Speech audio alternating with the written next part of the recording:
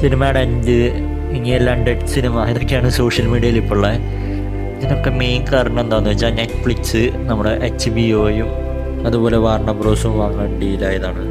ചേട്ടാ, അപ്പോൾ ഈ നെറ്റ്ഫ്ലിക്സ് പോലെ വലിയ കമ്പനികൾ ഇതൊക്കെ ഹോൾഡ് ചെയ്യുമ്പോൾ അതിനെന്തത്ര കിടന്ന് കരയാനുള്ള എന്ന് പറയാൻ വരട്ടെ. കാരണം എന്താണെന്ന് വെച്ചാൽ ഒരു യഥാർത്ഥ സിനിഫൈലിനറിയാം ഈ നെറ്റ്ഫ്ലിക്സ് എന്ന് പറയുന്ന കമ്പനി അവർ OTTക്കാണ് മെയിൻലി ഫോക്കസ് ചെയ്യണത്. അവർക്ക് ഈ സിനിമ തിയേറ്ററിൽ കയറ്റണമെന്നോ അല്ലെങ്കിൽ ആൾക്കാർ കാണണമെന്നോ അല്ലെങ്കിൽ ആ ഒരു ആബ്സല്യൂട്ട് സിനിമ എക്സ്പീരിയൻസ് കിട്ടണമെന്നോ യാതൊരു നിർബന്ധമില്ല അവർക്ക്.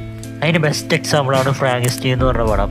ആ പടം തിയേറ്റർ റിലീസ് ഉണ്ടായിരുന്നില്ല, മെയിൻലി OTTയിലായിരുന്നു റിലീസ്. പിന്നീട് കുറച്ച് ലിമിറ്റഡ് തിയേറ്റേഴ്സിൽ ഓടിച്ചെങ്കിലും അവരത് OTTയിലാണ് റിലീസ് ചെയ്തത്. ആ പടം കണ്ടവർക്കറിയാം ഇത്രയും ലെജൻഡറി മാസ്റ്റർ പീസ് ഐറ്റമായിരുന്നത്. തിയേറ്ററിക് എക്സ്പീരിയൻസ് ഡിമാൻഡ് ചെയ്തൊരു പടം തന്നെയായിരുന്നു. ബട്ട് നെറ്റ്ഫ്ലിക്സ് ആയതുകൊണ്ട് അവർ തിയേറ്ററിൽ ചൂസ് ചെയ്യാണ്ട് OTTയിൽ പ്രിഫർ ചെയ്തു. ഈ നെറ്റ്ഫ്ലിക്സിൻ്റെ CEO തന്നെ പറഞ്ഞിട്ടുണ്ട് ഈ തിയേറ്റർ പോയി പടം കാണാം അതൊക്കെ ഔട്ട്ഡേറ്റഡ് ആയിട്ടുള്ള കോൺസെപ്റ്റാണ്. കാലഘട്ടത്തിനനുസരിച്ച് ആൾക്കാർ മാറണം. അവരൊക്കെ കൂടുതലും ഈ വീട്ടിലിരുന്ന് ഫാമിലിയൊക്കെ ആയിട്ട് TV OTTയിൽ ഫിലിം കാണാം. ആ ഒരു കൾച്ചറെയാണ് കൂടുതലും ഈ നെറ്റ്ഫ്ലിക്സ് സപ്പോർട്ട് ചെയ്യണം. ഈ ഓസ്കാറിലേക്ക് നോമിനേഷൻ കിട്ടാൻ വേണ്ടി മാത്രമാണ് അവർ തിയേറ്ററിൽ റൺ ചെയ്യുന്നത്, അതും കുറച്ച് സമയത്തേക്ക് സെലക്റ്റഡ് തിയേറ്റേഴ്സിന് മാത്രം. അങ്ങനെ ഒരു കമ്പനി ഇത്രയും നാൾ നമുക്ക് ബെസ്റ്റ് സിനിമാറ്റിക് എക്സ്പീരിയൻസ് തന്ന വാർണർ ബ്രോസ് അതുപോലെ തന്നെ HBO ഇതുപോലുള്ള കമ്പനീസ് വാങ്ങുമ്പോൾ മെയിൻലി വാർണർ ബ്രോസ് വാങ്ങുമ്പോൾ കൺസേൺ ഉണ്ടായിരിക്കും.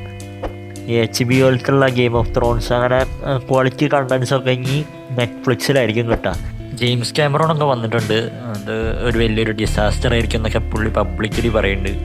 With great power comes great responsibility എന്ന് പറയില്ലേ, അതുപോലെ തന്നെ ടാനോസിൻ്റെ പോലെ ഒരു ഫിലിം മോണോപ്പൊളിയാണ് നെറ്റ്ഫ്ലിക്സ് ഇപ്പോൾ ഹോൾഡ് ചെയ്തേക്കണേ. അതുകൊണ്ട് തന്നെ നല്ല കൺസേൺസ് വരാണ്. ഈ വെൽ റിട്ടൺ ആയ ഫ്രാഞ്ചൈസ് DC യൂണിവേഴ്സ് ആ ജെയിംസ് ഗണ്ണൊക്കെ വന്ന് കരകയറി വന്നുള്ളൂ. അതിനിങ്ങനെ എന്ത് സംഭവിക്കും? അവർ നെറ്റ്ഫ്ലിക്സിൽ പ്രൊപ്പഗണ്ട പേഴ്സാണ് വോക്നെസ് ഇതൊക്കെ കുത്തിക്കയറ്റോ, അതുപോലെ തന്നെ ബാറ്റ്മാൻ ഫ്രാഞ്ചൈസിലെ ഗേ ബാറ്റ്മാൻ വരുമോ എന്നൊക്കെയാണ് ട്രോളുകൾ പോലെ സോഷ്യൽ മീഡിയയിൽ പറക്കണേ. അവരെ കുറ്റം പറയാനും പറ്റില്ല. കാരണം എന്താണെന്ന് വെച്ചാൽ ഈ ഇലോൺ മസ്ക് തന്നെ നെറ്റ്ഫ്ലിക്സിൻ്റെ സബ്സ്ക്രിപ്ഷൻ ക്യാൻസൽ ചെയ്തിട്ടുണ്ടായിരുന്നു. മെയിൻ റീസൺ പിള്ളേർ കാണുന്ന കാർട്ടൂൺസിലൊക്കെ ഈ വോക്ക് കൾച്ചർ അതുപോലെ തന്നെ ഗേ ഇതൊക്കെ ഈ നെറ്റ്ഫ്ലിക്സുകാർ കുത്തിക്കയറ്റണ ഒരു സ്വഭാവമുണ്ട്. അതൊക്കെ ഇനി ഇത്രയും നാൾ ക്ലാസിക്കായി നിന്നിരുന്ന സിനിമകളും അത് ഫ്രാഞ്ചൈസും അതിലേക്കൊക്കെ എഫക്റ്റ് ചെയ്യുമെന്ന് നല്ല ടെൻഷനുണ്ട്. അതുമാത്രമല്ല കാർട്ടൂൺ നെറ്റ്വർക്കിലത്തെ കണ്ടൻസ് അടക്കം ഈ നെറ്റ്ഫ്ലിക്സിൻ്റെ അണ്ടറിലേക്ക് വരും ഈ ഡീൽ നടന്നാൽ. ഇപ്പോൾ ഇതിനെതിരായിട്ട് നമ്മുടെ ക്രിസ്റ്റഫർ നോളൻ ഒരു അർജൻറ്റ് മീറ്റിംഗ് നെറ്റ്ഫ്ലിക്സുമായിട്ട് കണ്ടക്ട് ചെയ്തിട്ടുണ്ട്. ക്രിസ്റ്റഫർ നോളൻ അവിടുത്തെ DGA പ്രസിഡൻ്റ് ആണല്ലോ. സിനിമ ഇറങ്ങണതിൻ്റെ ഗൈഡ് ലൈൻസും കാര്യങ്ങളിലൊക്കെ നോക്കണ 2025 പ്രസിഡൻ്റ് ആണ്. അപ്പോൾ അർജൻറ്റ് മീറ്റിംഗ് നെറ്റ്ഫ്ലിക്സുമായിട്ട് നടത്തിയിട്ടുണ്ട്. ഇനി എന്താണ് വരുന്നത് ഫ്യൂച്ചർ, എന്താണ് ഇവർ ചെയ്യാൻ പോകണമെന്നൊക്കെ അറിയാനായിട്ട്. നിങ്ങൾക്ക് എന്താണ് തോന്നുന്നത്?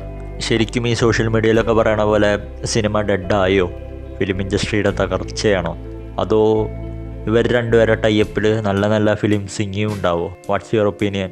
Comment out.